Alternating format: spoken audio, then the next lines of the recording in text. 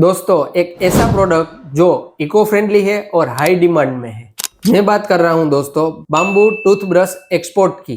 दोस्तों plastic pollution के against दुनिया भर में अवेयरनेस है वो ग्रो कर रही है और लोग इको फ्रेंडली अल्टरनेटिव चूज कर रहे हैं। इसी वजह से बाम्बू टूथब्रश यूरोप, यूएसए और मिडल ईस्ट मार्केट में फास्टेस्ट ग्रोइंग डिमांड में है। इंडिया में दोस्तों केरला, असम और नॉर्थ ईस्ट स्टेट्स में बाम्बू प्रोडक्ट्स के लिए बेस्ट सोर्सिंग हब्स है। अब बात करते हैं दोस्तों टॉप इंपोर्टिंग कंट्रीज की, जिसमें जर्मनी, यूएसए, यूके, कनाडा और ऑस्ट्रेलिया है।